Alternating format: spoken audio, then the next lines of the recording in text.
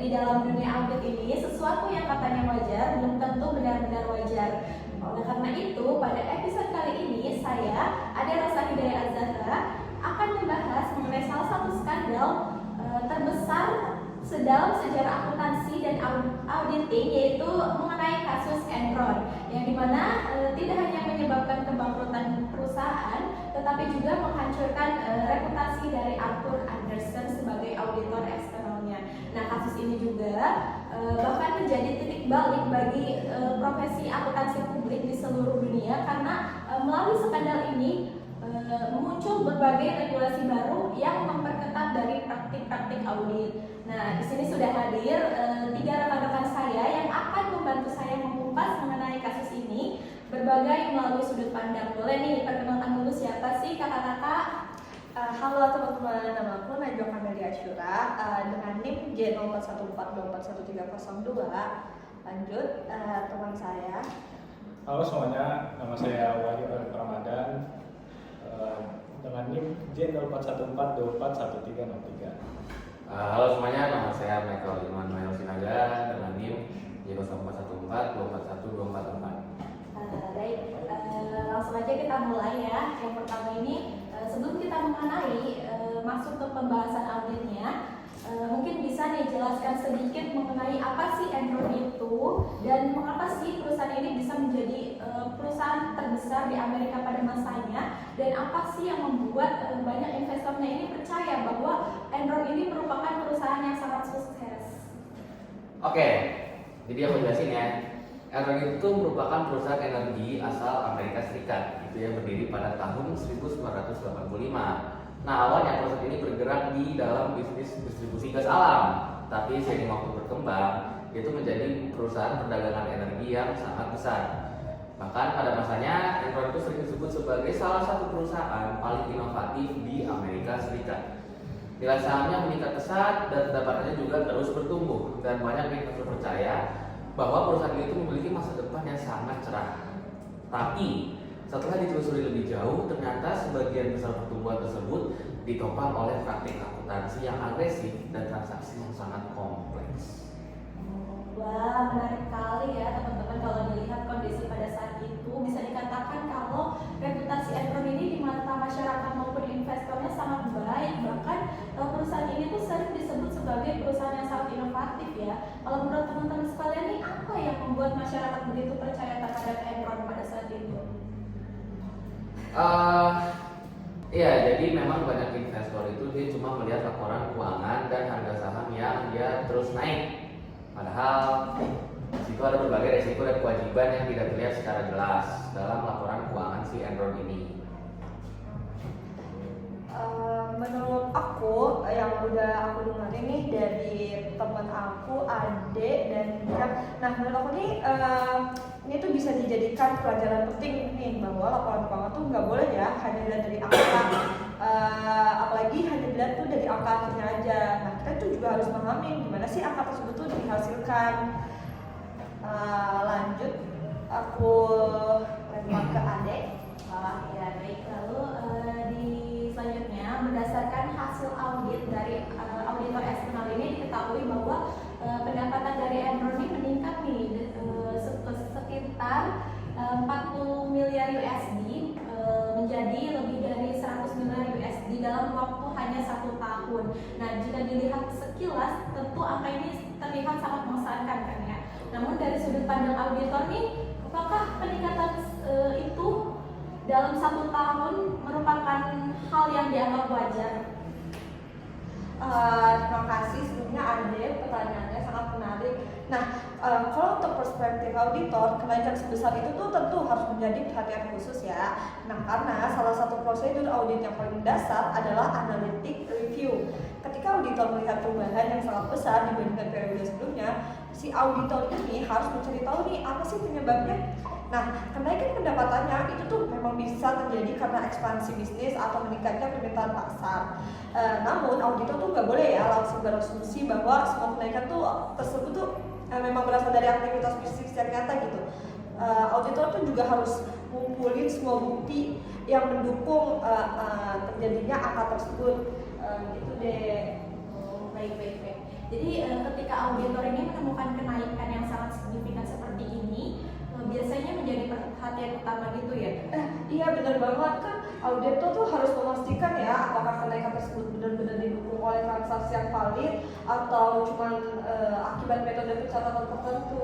Nah, aku setuju. Justru dalam banyak kasus fraud, angka yang terlalu bagus atau yang naiknya signifikan itu seringkali menjadi tanda awal adanya masalah. Karena itu, auditor harus mempertahankan sikap skeptis, profesional, dan tidak langsung percaya pada apa yang terlihat mengesankan. Kalau begitu, kalau nggak langsung percaya begitu, apakah kita harus melakukan prosedur tambahan untuk memastikan kalau adanya penyebab kenaikan tersebut?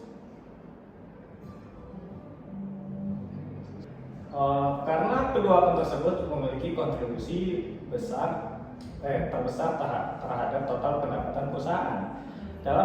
Dalam audit terdapat konsep materialitas. Semakin besar nilai suatu akun, semakin besar pula dampaknya terhadap laporan keuangan. Nah, jika terjadi kesalahan pada akun material, maka keputusan investor dan pengguna laporan keuangan lainnya juga bisa terpengaruh. Oleh karena itu, auditor biasanya memberikan perhatian lebih besar pada akun-akun yang dianggap signifikan. Oke. Jadi dalam konsep itu, akun-akun tersebut itu dia berkaitan langsung dengan metode pengumpulan pendapatan. Yang kemudian itu dia menjadi salah satu sumber utama si masalah perusahaan Enron ini. Baik-baik, berarti berdasarkan tadi ada nih salah satu istilah yang sering muncul dalam kasus Enron ini, yaitu mark to market accounting. Nah, bagi sebagian orang mungkin istilah ini cukup terdengar sangat jarang ya, karena orang-orang kan nggak pernah tahu gimana audit itu bekerja. Lalu bisa nggak sih kalian menjelasin apa sih sebenarnya mark to market accounting itu? Oke, aku bisa menjelaskan ya. Jadi mark to market itu adalah metode yang memungkinkan perusahaan mencatat nilai suatu kontrak atau aset berdasarkan estimasi nilai wajarnya saat ini. Nah, metode itu sebenarnya diperbolehkan dalam kondisi tertentu dan bukan sesuatu yang otomatis salah. Tapi masalah muncul ketika estimasi yang digunakan terlalu optimis atau tidak didukung oleh bukti yang memadai. Nah, dalam kasus Enron, perusahaan ini mengakui keuntungan yang diperkirakan akan diperoleh di masa depan sebagai pendapatan saat ini. Padahal keuntungan tersebut itu belum benar-benar diterima seperti itu. Nah, kalau dilihatnya kondisinya tuh sangat-sangat ini ya, berarti kalau mau dilihat tuh apakah dia berbahaya untuk kedepannya atau bagaimana? Bisa dibilang cukup berbahaya. Kenapa? Karena di laporan keuangan akhirnya itu dia menunjukkan kondisi yang lebih baik daripada si kenyataannya, sehingga investor itu dia bisa menganggap perusahaan ini sangat menguntungkan. Padahal aslinya sebagian keuntungan tersebut itu masih perkiraan. Gitu. Izin menambahkan Vini Michael, menurut aku nih di situ kenapa peran auditor itu sangat penting ya? Karena tuh auditor tuh harus mengevaluasi apakah asumsi dan estimasi yang digunakan manajemen ini tuh masih masuk akal atau terlalu agresif gitu sih, deh. Baik. Lanjut ke pertanyaan selanjutnya ya. Salah satu tujuan audit pendapatan di Enron ini kan adalah memastikan bahwa pendapatan yang dicatat oleh perusahaan ini benar-benar terjadi dari transaksinya. Lalu mengapa sih pengujian occurrence itu atau keterjadian menjadi sangat penting dalam laporan pemeriksaan keuangannya? Baik, oke. Untuk opini tersebut, aku bisa ngasih pendapat aku. Nah, karena tuh perusahaan kan terkadang punya insentif untuk memperbesar pendapatannya buat kelihatan lebih baik di mata investor. Nah, karena itu tuh auditor tuh harus pastiin kalau transaksi yang dicatat tuh benar-benar ada dan didukung oleh bukti yang memadai. Yang seperti aku bilang, kalau auditor tuh harus banget ngumpulin bukti-bukti yang valid ya buat ngasih tahu nih ke investornya. Nah, biasanya tuh auditor tuh akan meriksa kontrak, faktur, dokumen pendukung serta melakukan konfirmasi kepada pihak ketiga. Tujuannya tuh buat auditor tuh si auditornya tuh nggak hanya ngandelin penjelasan manajemen aja sih, deh. Tapi kalau pendapatan tersebut belum benar-benar direalisasikan, itu bagaimana? kalau untuk belum benar-benar direalisasikan itu tuh makanya nih terdapat resiko bahwa pendapatan tersebut tuh nggak memenuhi kriteria pengakuan nih dari pendapatan dan berpotensi menyesatkan penggunaan si laporan keuangannya tersebut tidak. Oke. Baik. Lanjut ke pertanyaan selanjutnya, teman-teman. Selain dari masalah pendapatan, di kasus Enron ini juga terkenal dengan penggunaan SPA atau Special Purpose Entity, yang dimana banyak orang menyebut bahwa SPA ini adalah istilah yang digunakan untuk menyembunyikan berbagai resiko yang ada di perusahaan. Nah, sebenarnya apa sih yang dimaksud oleh SPA itu sendiri dan bentuknya itu seperti apa? Aku ingin jawab. Nah, sebelumnya SPA itu adalah entitas yang dibentuk untuk tujuan tertentu.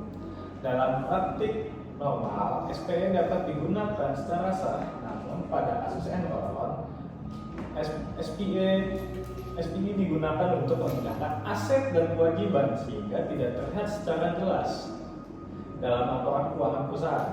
Nah, dalam pemeriksaan ditemukan bahwa Cugo hanya memiliki investor independen sekitar 1,5%, sedangkan syarat minimalnya adalah 3%. Temuan ini menunjukkan bahwa SPI tersebut kemungkinan tidak memenuhi syarat untuk dikecualikan dari konsolidasi. Baik. Namun pada dasarnya kan SPA ini diperbolehkan di dalam dunia bisnis ya. Lalu apa yang membedakan SPA normal dengan penggunaan SPA yang bermasalah seperti yang ada di kasus Enron ini? Apakah SPA-nya itu mengalami masalah gitu? Nah, karena jika SPI harus dikonsolidasikan, maka utang dan risiko yang sebelumnya tersembunyi akan muncul dalam laporan keuangan Enron. Akibatnya apa? Kondisi keuangan perusahaan akan terlihat jauh berbeda.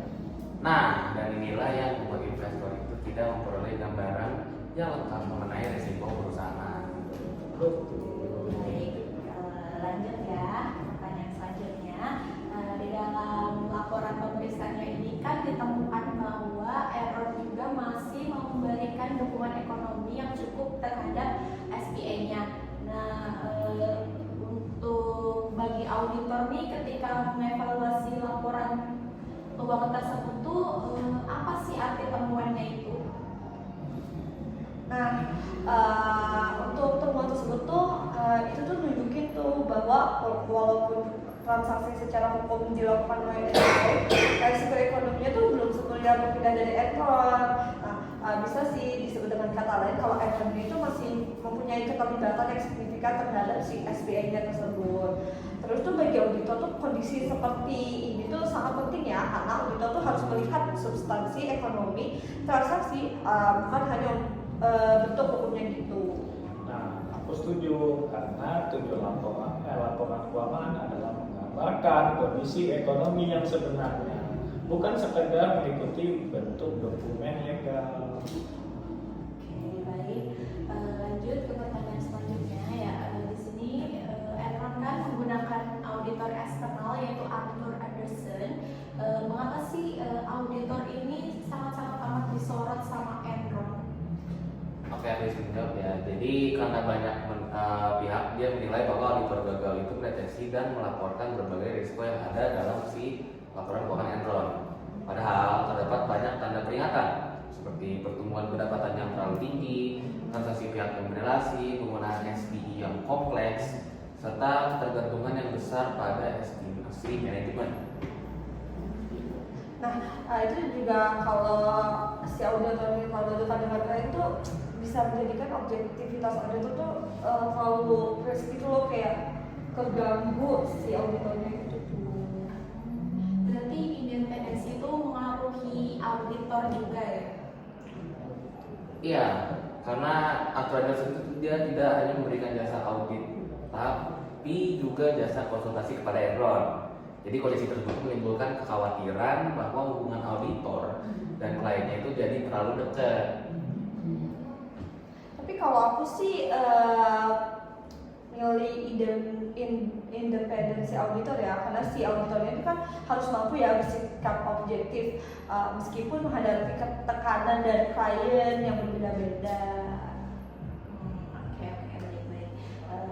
Selanjutnya, pertanyaan selanjutnya, menurut teman-teman nih, dari kasus Enron ini, pelajaran apa sih yang paling penting bagi kita sebagai calon auditor? Menurut aku sih pasti yang paling penting itu adalah integritas, karena tanpa integritas itu prosedur audit yang baik sekalipun tidak akan menghasilkan audit yang berkualitas. Kalau saya sih memilih independensi auditor ya, karena auditor kan harus mampu bersikap objektif meskipun menghadapi tekanan dari berbagai macam klien gitu. Kalau aku lebih kepada professional skepticism. Nah, kenapa auditor itu harus selalu berpikir kritis dan tidak mudah menaruh informasi tanpa bukti yang cukup, seperti ketika ada dari pihak manajemennya yang mengasih informasi yang tidak cukup atau yang masih bisa terbilang sama-sama pihak auditor, itu tidak boleh langsung saja percaya kepada pihak manajemen, karena informasi yang disampaikan oleh pihak manajemen itu belum tentu 100% benar, karena dalam memvalidasi suatu data kita itu membutuhkan yang namanya sumber data primer, yaitu di mana kita turun lapang sendiri dengan mengecek semua, misalnya persediaan dan peralatan dan mesin-mesinnya dan seberapa besar penyusutannya, karena memang kalau dari pihak auditor ini harus benar-benar mampu memilah informasi yang benar-benar untuk dimasukkan ke kertas kerja, begitu. Baik. Lalu dari kasus Enron ini kan berdampaknya bukan hanya pada perusahaan itu sendiri, tapi juga pada investor maupun karyawannya ya. Menurut teman-teman itu apa sih dampak terbesar yang ditimbulkan oleh skandal ini?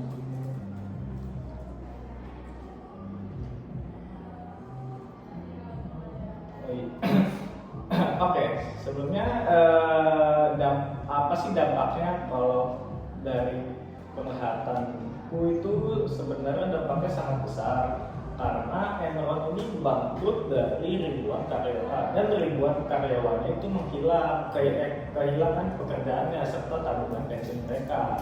Nah, investor juga mengalami kerugian miliaran dolar. Nah, selain itu, kasus ini tuh juga menyebabkan runtuhnya si Arthur Andersen yang saat itu termasuk 5 besar kantor akuntan publik di dunia. Oke, nah betul banget nih. Selain itu juga menimbulkan kerugian yang sangat besar. Nah, kasus Enron ini juga menjadi titik balik nih dalam dunia bisnis akuntansi dan audit. Sebagai respons atas skandal tersebut, pemerintah Amerika Serikat pun mengesahkan untuk Sarbanes-Oxley Act pada tahun 2002. Undang-undang ini dibuat untuk memperkuat pengawasan terhadap perusahaan publik serta meningkatkan transparansi dan akuntabilitas dalam pelaporan keuangannya. Sebelum adanya regulasi ini, pengawasan itu terhadap praktik pelaporan keuangan dinilai masih memiliki banyak celah yang dapat dimanfaatkan oleh perusahaan ini untuk melakukan manipulasi. Oleh karena itu, Sarbanes-Oxley Act ini itu mewajibkan perusahaan untuk menerapkan sistem pengendalian internal yang lebih ketat, memastikan laporan keuangan disusun secara akurat, serta memberikan tanggung jawab yang lebih besar kepada manajemen puncak atas informasi yang disampaikan kepada publik. Di sisi lain, regulasi ini juga membawa perubahan besar bagi profesi audit. Auditor juga dituntut untuk lebih independen, objektif, dan profesional dalam menjalankan tugasnya. Hubungan antara auditor ini dan klien pun diatur lebih dekat dan lebih ketat agar tidak menimbulkan konflik kepentingan yang dapat mempengaruhi kualitas audit. Dengan adanya perubahan tersebut, diharapkan kepercayaan investor terhadap pasar modal dapat dikembalikan meningkat, dan kasus manipulasi laporan keuangan berskala besar ini yang terjadi pada Enron tidak terulang kembali. Pada akhirnya, skandal Enron pun menjadi pelajaran yang sangat penting bahwa tata kelola perusahaan yang baik, Etika bisnis dan integritas profesi merupakan fondasi utama dalam menjaga keberlangsungan sebuah perusahaan dan melindungi kepentingan para pemangku kepentingan. Benar sekali ya teman-teman. Baik, sekian diskusi dari kita. Dari kasus Enron ini kita belajar bahwa bukan hanya tentang kebangkrutan sebuah perusahaan, tapi juga tentang pentingnya adanya transparansi, etika profesi, independensi auditor, serta skeptisisme profesionalisme. Nah, terima kasih kepada rekan-rekan saya juga yang telah berbagi pandangan dan analisisnya. Saya selaku moderator pamit undur diri. Sampai jumpa di episode selanjutnya. Dadah.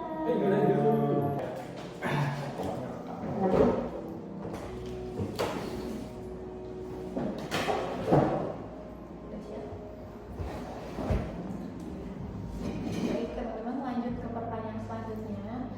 Berdasarkan data yang terdapat di dalam kertas kerja audit, pendapatan Enron pada tahun 1999 tercatat sebesar 40 miliar 112 juta USD. Setahun kemudian pada tahun 2000 pendapatan tersebut melonjak menjadi 100 miliar 789 juta USD.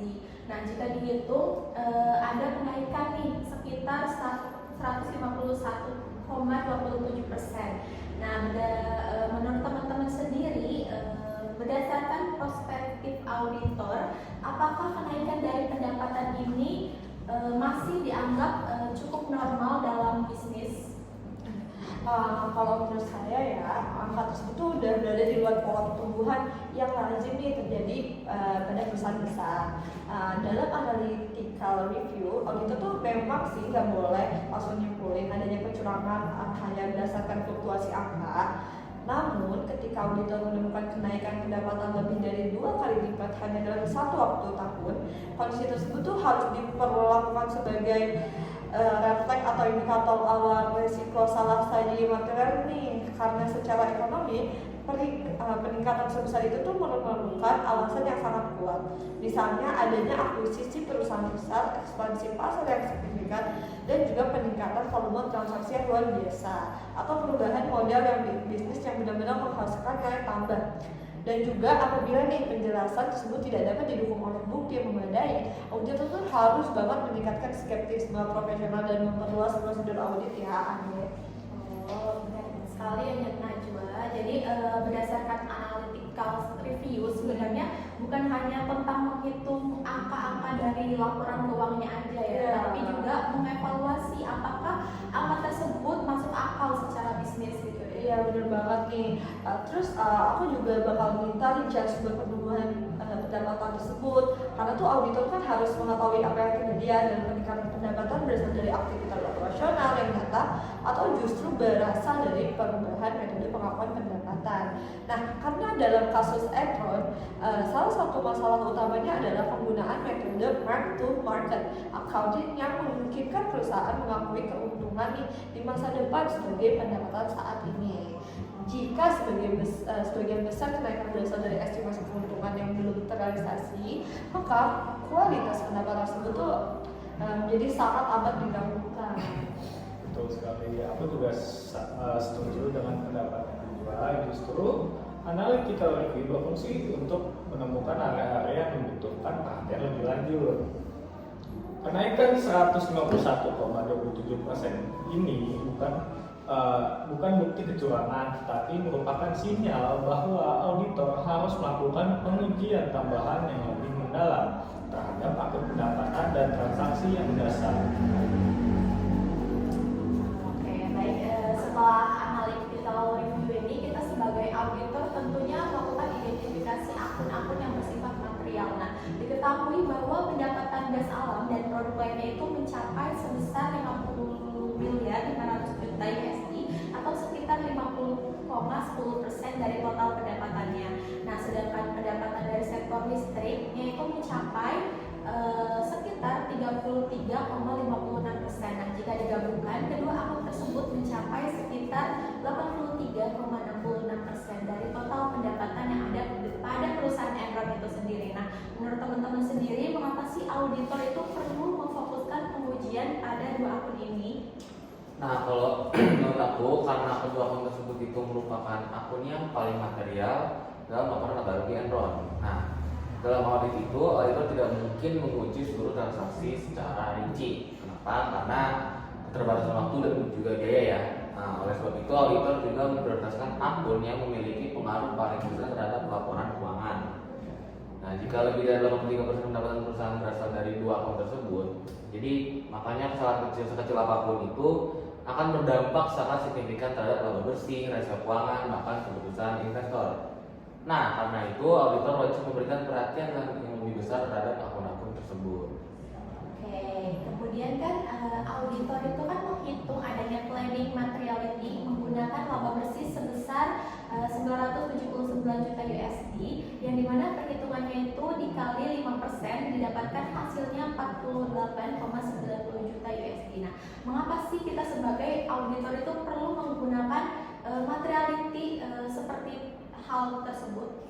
Oke, materialitas yang digunakan sebagai ambang batas itu untuk menentukan apakah suatu laporan keuangan salah satu cukup signifikan sehingga dapat mempengaruhi keputusan pengguna laporan keuangan.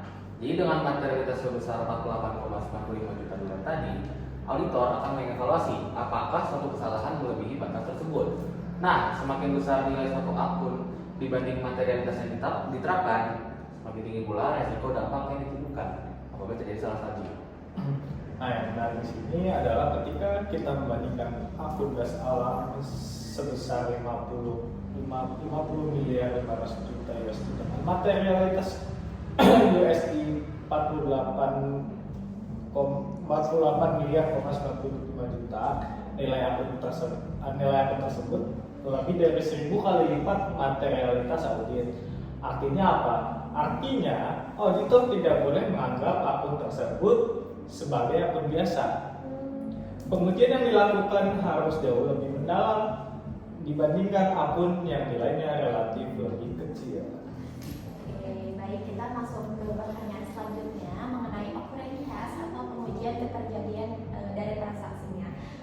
Di sini auditor kan memilih akun gas alam dan listrik dengan total nilai sebesar 84 miliar 323 juta jika dibandingkan dengan total pendapatannya sebesar 100 miliar 789 juta USD, yang dimana berarti auditor itu menguji sekitar 83,66% dari total pendapatannya. Nah, menurut teman-teman sendiri, mengapa sih auditor perlu mengambil cakupan dari pengujian sebesar itu?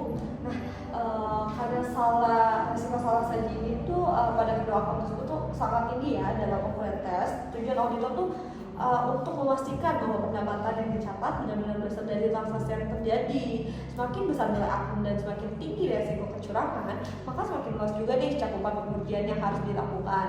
Nah, untuk kasus Enron ini sebagian besar pendapatan berasal dari transaksi yang kompleks, sehingga auditor tuh perlu banget ya untuk memperoleh bukti yang lebih kuat lagi untuk memastikan kebenaran dan keabsahan transaksi tersebut. Oke, dalam hasil pengujiannya ini ditemukan bahwa adanya indikasi pendapatan semu akibat penerapan dari mark to market accounting. Nah, apa sih yang dimaksud dengan pendapatan semu di kasus Enron ini? Oke, untuk pendapatan semu ini tuh dapat diartikan sebagai pendapatan yang dicatat dalam laporan keuangan. Tapi ini belum benar-benar terrealisasi ya secara ekonomi. Nah, untuk di kasus si Enron tersebut sering mengestimasi keuntungan kontrak jangka panjang selama bertahun-tahun ke depan, lalu langsung juga mengakuinya sebagai pendapatan pada saat kontrak ditandatangani. Padahal ini keuntungan tersebut tuh kayak masih gambling atau masih tergantung pada berbagai asumsi dan belum tentu juga ya benar-benar akan diperoleh. Maka itu dari sudut pandang audit, praktik seperti ini tuh mengingatkan risiko bahwa laporan keuangan tuh nggak mencerminkan kondisi ekonomi yang sebenarnya. Baik, kita lanjut masuk ke pertanyaan selanjutnya mengenai valuation test, yang dimana auditor menemukan bahwa total aset sebesar 21 miliar 6 juta USD dan total kewajiban sebesar 19 miliar 918 juta USD, sehingga diperoleh angka net positionnya sebesar 1 miliar 88 juta USD. Nah, menurut teman-teman sendiri apa sih arti dari angka net position itu tersebut? tersebut menunjukkan nilai bersih aktivitas price risk management yang dimiliki Enron. Masalahnya, nilai tersebut sangat bergantung pada model penilaian dan asumsi yang dibuat manajemen. Semakin besar penggunaan estimasinya, semakin tinggi pula resiko bahwa nilai yang dilaporkan tidak mencerminkan nilai yang sebenarnya. Oke, baik. Kemudian auditor itu sendiri menemukan membandingkan bahwa nilai sebesar 1.088 juta tersebut dengan nilai materialitas auditnya sebesar 48 miliar 95 juta. Nah, hasilnya sekitar 22 kali lebih besar daripada materialitasnya itu sendiri. Nah, mengapa sih hal ini perlu menjadi perhatian oleh kita sebagai auditor? Izin menjawab, karena jika terdapat kesalahan estimasi dalam akun tersebut, dampaknya akan sangat material terhadap laporan keuangan. Kesalahan kecil dalam asumsi, tingkat bunga, harga energi, atau proyeksi arus kas dapat menghasilkan perubahan nilai yang sangat besar. Nah, oleh karena itu, auditor tidak boleh hanya menerima angka yang diberikan manajemen. Auditor harus melakukan pengujian independen terhadap model valuasi dan asumsi yang digunakan, seperti itu. Nah, ini tuh juga menunjukkan pentingnya skeptisisme personal. Auditor tuh harus selalu bertanya apakah estimasi tersebut tuh realistis dan itu apakah dapat diverifikasi dan didukung oleh data pasar yang memadai. Oke, baik, lanjut ke pertanyaan selanjutnya mengenai pengujian completeness, yang dimana auditor menemukan bahwa investor independen pada SPA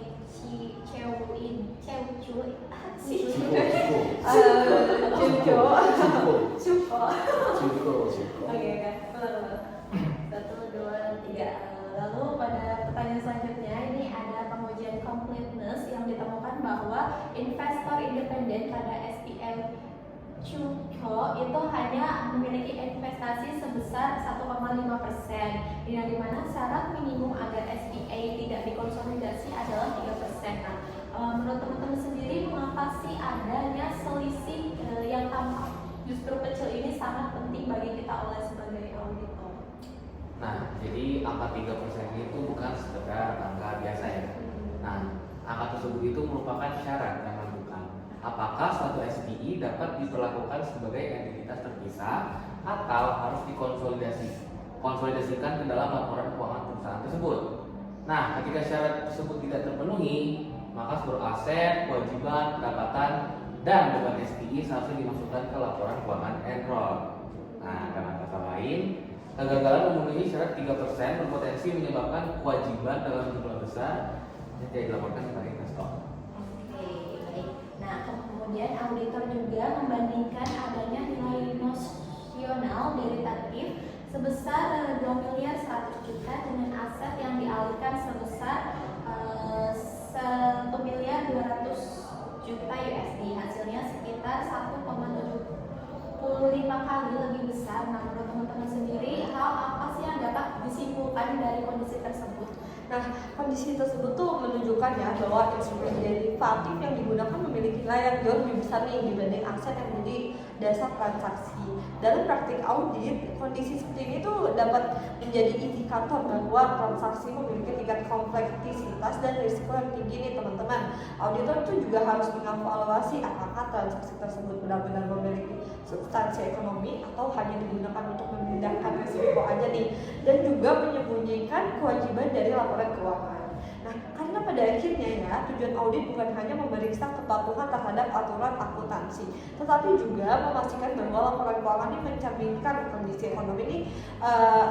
ekonomi perusahaan yang sesungguhnya.